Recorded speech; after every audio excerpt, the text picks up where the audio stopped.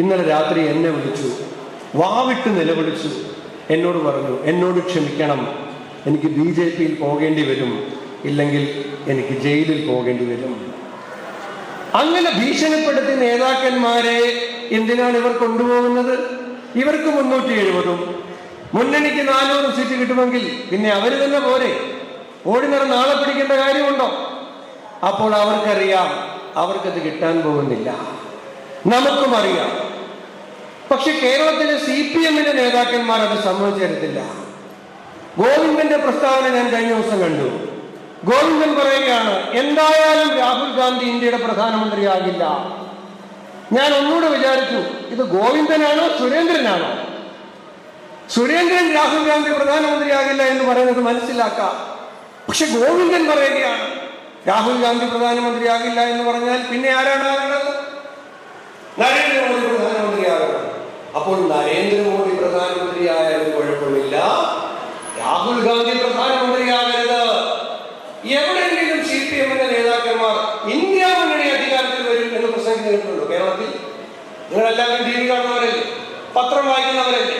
ഈ തെരഞ്ഞെടുപ്പ് പ്രചാരണം തുടങ്ങി പിണറായി വിജയനോ ഗോവിന്ദനോ ജയരാജനോ ആരെങ്കിലും ഇന്ത്യ മുന്നണി രാജ്യത്ത് ഈ തെരഞ്ഞെടുപ്പിന് ശേഷം അധികാരത്തിൽ വരും എന്നിവരാരെങ്കിലും പറഞ്ഞിട്ടുണ്ടോ?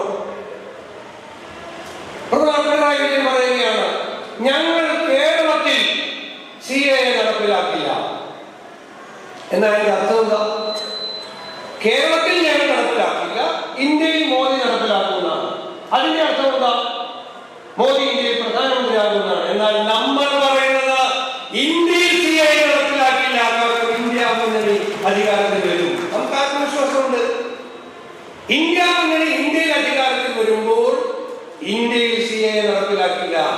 അത് പറഞ്ഞപ്പോഴാണ് ഞാൻ മറ്റൊരു കാര്യം ഓർത്തത്.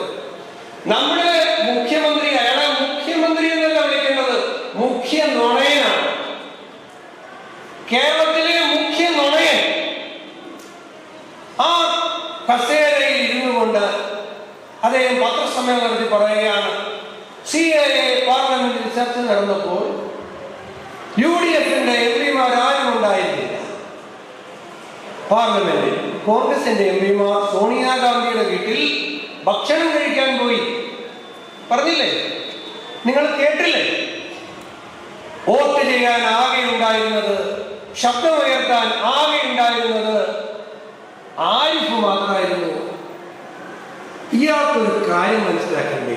ഇന്ത്യയുടെ പാർലമെന്റിന്റെ മുഴുവൻ വിവരങ്ങളും വിശദാംശങ്ങളും പാർലമെന്റിന്റെ വെബ്സൈറ്റിൽ ലഭ്യമാണ്. ആർക്ക് വേണമെങ്കിലും പോയി പരിശോധിക്കാം. അവിടെ അന്ന് വോട്ടിംഗ് നടന്നപ്പോ UDF-ന്റെ 18 MP-മാരും അതിൽ വയനാട് MP ശ്രീ രാഹുൽ ഗാന്ധി അടക്കമുള്ള 18 MP-മാരും അതിന്റെ അവതരണ വേളയിൽ തന്നെ അതിനെതിരെ വോട്ട് ചെയ്തു. പാർലമെന്റിൽ സംസാരിച്ചത് ആരൊക്കെയാ?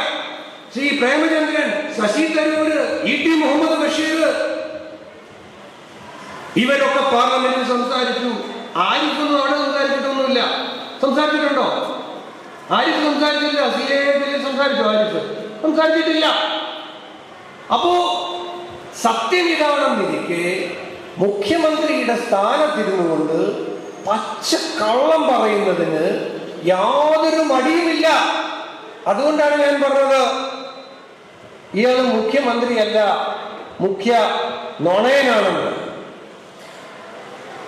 ശ്രീ NK പ്രേമചന്ദ്രൻ എന്നെ സംബന്ധിച്ചിടത്തോളം, ഇവിടെ ഇരിക്കുന്ന ഓരോരുത്തരെ സംബന്ധിച്ചിടത്തോളം, കേരളത്തിലെ 3.5 കോടി മലയാളികളെ സംബന്ധിച്ചിടത്തോളം ഇന്ത്യയുടെ പാർലമെന്റിൽ